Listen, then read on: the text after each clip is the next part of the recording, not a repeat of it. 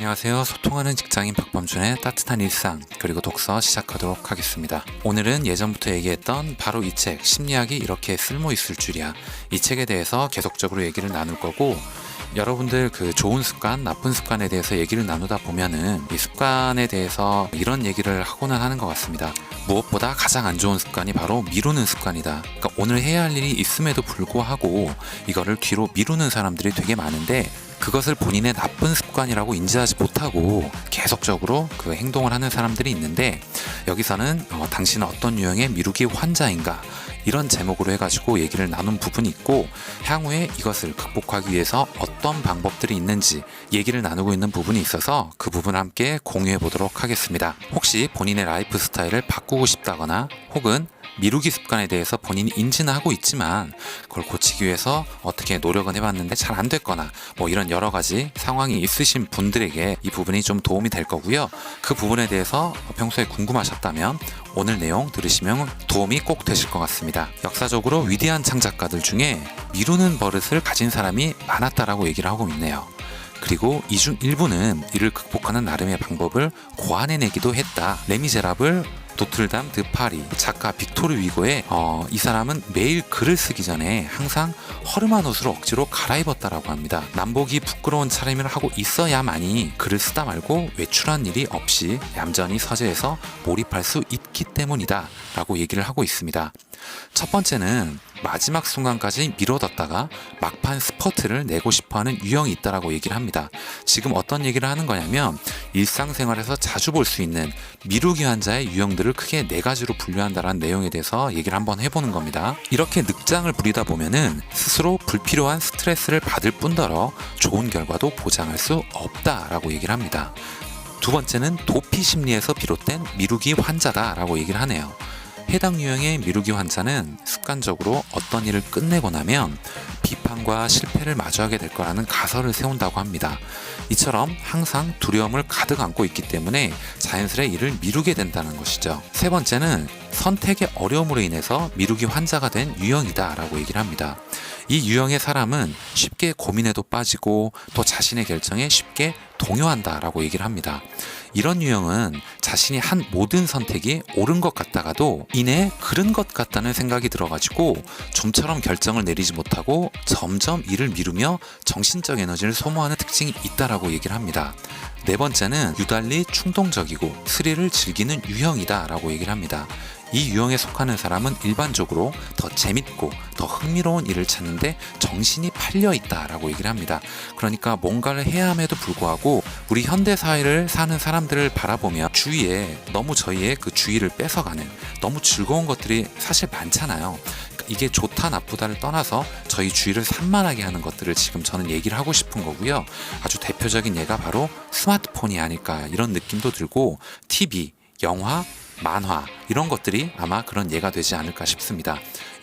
이런 예시들 때문에 미루는 습관이 생길 수밖에 없기도 하다, 이런 얘기를 하고 싶은 것 같습니다. 그러면 이 미래지향적 인간이 되기 위해서는 어떻게 해야 되는지에 대해서 얘기를 하고 있는 부분이 있는데요. 만약 사장님이 퇴근 전까지 이 일을 끝내놓으세요, 못 끝내면 큰일 납니다 라고 말한다면 당신은 분명 곧바로 행동에 들어갈 것이다. 사장의 말과 함께 데드라인이라는 게 코앞에 닥쳤기 때문이다. 그러나 사장이 연말까지 일을 끝내놓으세요, 못 끝내면 큰일 납니다 말한다면 상황은 달라진다. 여전히 스트레스는 받겠지만 지금 당장이 아닌 연말까지라는 기한 때문에 마음에 여유가 생길 테니 말이다. 당신은 지금이 더 즐겁길 바라는가? 아니면 앞으로가 더 즐겁길 바라는가? 라고 물어보고 있습니다. 심리학자들의 연구 결과에 따르면요, 다음 2가지 유형의 시간관을 가진 사람에게는 미루는 버릇이 생기기 쉽다라고 합니다. 그 중에 한 가지는 앞으로 생길 일에 대해 지나치게 낙관적인 유형으로 자신이 아무것도 하지 않아도 예전처럼 무사히 지나갈 수 있을 거라고 믿는 사람이다.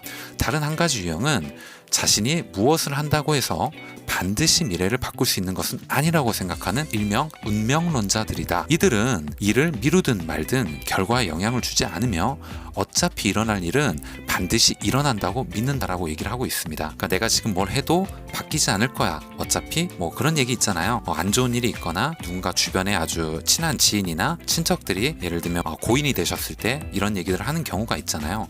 우리가 뭘 했어도 저분은 뭐 운명적으로 저렇게 됐을 가능성이 컸어. 만약에 그분이 뭘 했어도 이렇게 됐을 거야.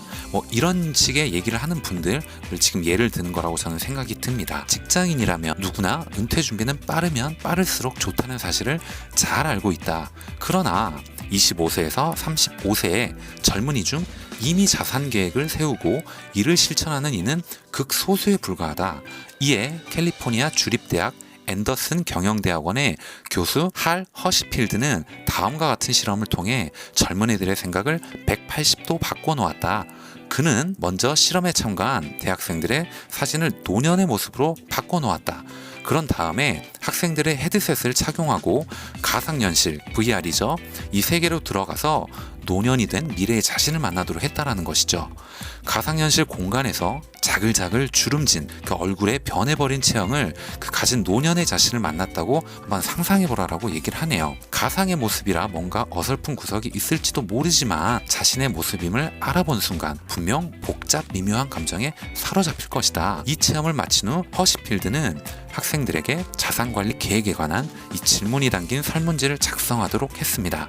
그 결과 노년의 자신을 만난 학생들이 노년의 자신을 보지 못한 대조금보다 2배나 많은 돈을 노후자금으로 마련하겠노라 라고 답했다라고 합니다. 저도 뭐 개인적으로 이 금융 쪽에 관심도 많고 제가 그 관련된 일을 하고 있는 사람으로서 좀 얘기를 해보자면은 이 은퇴 설계나 은퇴 준비, 노후 준비에 대한 중요성을 굉장히 저도 실감을 하고 있는데 실제로 주변에 이제 준비하신 분들은 많이 보지는 못했습니다. 근데 뭐 이제 노후 준비나 이런 거에 대해서 방법론은 다양한 것이 있기 때문에 제 생각에는 중요한 것은 무엇이냐면은 빨리 이 상황에 대해서 인지를 하고 어떤 금융상품을 마련하든 아니면 다른 대안을 마련하든 빨리 행동으로 옮겨서 그 재원을 만들어 나가는 것이다. 저는 그렇게 생각을 하고 있습니다. 이런 사람들을 위해서 투두리스트라고 들어본 적 있으신가요? 그 투두리스트를 만들어라고 얘기를 하고 있는데 아주 놀라운 효과가 있다라고 얘기를 합니다.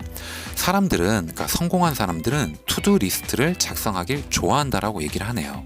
하지만 이 투두리스트도 완벽히 해내지 못하는 경우도 있다라고 얘기를 하고요. 그거에 대한 예시를 좀 말씀드려보면 그런 까닭에 투두리스트를 작성할 때에는 반드시 지켜야 할 중요한 원칙이 있다라고 얘기를 합니다. 그것이 바로 빅3 법칙이라고 얘기를 하는데요. 이 빅3 법칙이란 투두리스트 중에 매일 3가지 항목을 골라가지고 우선적으로 완료하는 방법을 말한다라고 얘기를 합니다. 먼저 이메일 회신하기처럼 하기 쉬운 일을 선택해가지고 이를 우선적으로 완료한다. 그런 다음에는 장기 계획에 포함되어 있는 일을 선택한다. 마지막으로 선택해야 할 것은 오늘 반드시 처리해야 할 일이다. 내가 이 방법을 추진한 이유는 간단하다. 우리의 의지력은 마치 근육과도 같기 때문이다. 근육을 만들려면 몸풀기를 해야 하듯이 의지력을 키우는 데에는 마음의 준비 운동이 필요하기 때문이다 라고 얘기를 합니다. 이것은 뭐가 같냐면 본인이 우선 첫 번째는 해야 할 일을 리스트화 시키라는 것입니다. 이 목표를 정하라 이런 뭐 자기계발서들을 보다 보면은 우선 해야 할 일을 가시적으로 손글씨로 꼭 적으라는 내용이 있는데 저는 이것이 그 부분과 좀 일맥상통한다 라고 생각을 하고 그 다음에는 중요순위, 우선순위를 정하라고 얘기를 하고 있습니다. 거기서도 이 책에서 얘기하는 바는 쉬운 일부터 시작해서 장기계획 이런 방식으로 가는 것도 중요하고 오늘 반드시 처리해야 할 일들을 바로 하는 것도 중요하다. 왜냐하면 우리에게는 준비운동이라는 기간이 필요한 것처럼 요것도 습관화시키기 위해서는 쉬운 일부터 재밌게 해나가는 그런 동기부여를 받을 수 있어야 하거든요. 그런 측면이라고 저는 생각이 듭니다. 마지막으로 정리해 보겠습니다.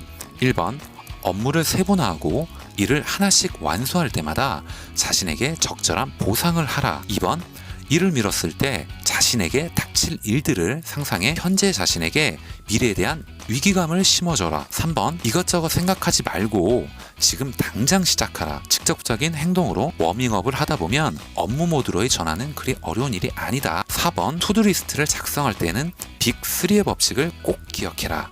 5번 멀티태스킹 대신에 포모도로의 테크닉을 활용해 짧은 시간 동안 집중하는 연습을 해라라고 얘기를 합니다.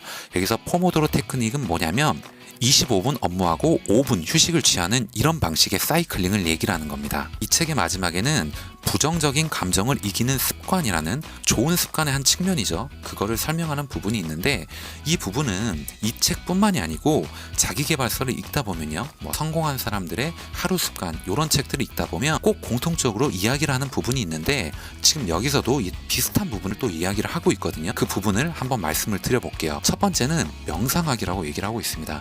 이거는 어느 책을 불문하고 명상하기는 꼭 나오는 것 같습니다. 저도 참고적으로 좀 시도를 많이 해봤지만 제가 방법을 모르는지 아니면 시간이 부족해서 그런지 모르겠는데 저는 사실 개인적으로 좀 어려워서 지금 현재는 좀 다른 쪽에 집중을 하고 있기도 합니다. 이 명상이란 거는 스트레스를 해소하고 경도의 우울을 완화해서 정신건강을 촉진하며 수면의 질을 개선하는 것 외에도 집중력과 자각 능력을 높이는 데 효과가 있다라고 얘기를 합니다. 이 명상의 효과는 이미 여러 연구를 통해 입증되었다. 예컨대 미국 매사추세츠 병원에서 사람들에게 매일 27분씩 8주 동안 명상하도록 한 다음에 뇌를 스캔한 결과 이들의 대뇌에서 분명한 변화를 관찰할 수 있었다. 기억력에 중요한 역할을 하는 해마의 밀도가 증가하고 부정적 감정을 유발하는 편도체의 밀도가 감소한 것이다. 한편 예일대학교는 명상 시에 허튼 생각을 유발하는 신호가 약화된다는 사실을 밝혀냈으며 존스 홉킨스 대학교는 연구를 통해 명상이 우울하고 초조한 감정을 이겨내는데 미치는 효과의 크기가 0.3임을 규명하기도 했다라고 합니다. 언뜻 보기에는 그리 높은 수치 같지가 않지만은 항우울제의 효과도 좋아봐야 0.3 정도임을 감안하면 꽤 효과적이다 라고 얘기를 하고 있습니다. 두 번째는 감사일기를 얘기를 하고 있습니다. 저는 감사일기를 개인적으로 쓰고는 있습니다. 그 중요성도 알고 있고요. 그 효과도 실제로 좀 본 것 같다는 느낌이 듭니다. 우선은 첫 번째 단계는 수첩 하나를 구매해 침대 옆에 둔다. 두 번째, 잠자기 전에 그날 있었던 일을 되돌아보고 순조로웠던 일이나 의외로 기뻤던 일이 뭐가 있었는지, 고마웠던 사람이나 사건은 없었는지를 생각해보라라고 얘기를 합니다. 아무리 사소하고 추상적인 일일지라도 감사할 일만 일이라고 생각된다면 이를 기록한다. 자신이 볼 것이므로 기록은 간단하게 남겨도 충분하다. 세 번째, 그냥 자면 된다. 숙면을 취하라고 얘기를 합니다. 연구 결과에 따르면 이를 일주일만 지속해도 기분이 좋아지고 우울감이 줄어들며 그 효과가 반년 이상 지속된다라고 합니다. 오늘은 좋은 습관 갖는 방법에 대해서 좀 얘기를 나눠봤다라고 저는 생각을 합니다. 그래서 미루는 습관이 좋지 않은 습관이다. 왜 이 미루기 습관을 가지고 있는지 그 사람들의 특징에 대해서 저희가 좀 얘기를 나눠봤고 이거를 이겨내기 위해서는 어떤 생각을 하는 것이 좋다라는 측면에 대해서 부정적인 생각 없애는 이런 좋은 방법에 대해서 두 가지를 말씀을 드렸고 제가 실제로 해보았던 명상하기를 얘기를 했었고 두 번째는 지금도 꾸준히 제가 하고 있는 감사일기 쓰기라는 이 부분에 대해서 얘기를 좀 공유를 해봤습니다. 오늘 여러분들께 공유해드린 이 내용이 여러분들께 조금이라도 도움이 되셨다면 좋아요 그리고 구독도 꼭 부탁드리겠습니다. 다음 시간에 더 좋은 내용, 더 좋은 컨텐츠를 가지고 인사드리도록 하겠습니다. 감사합니다.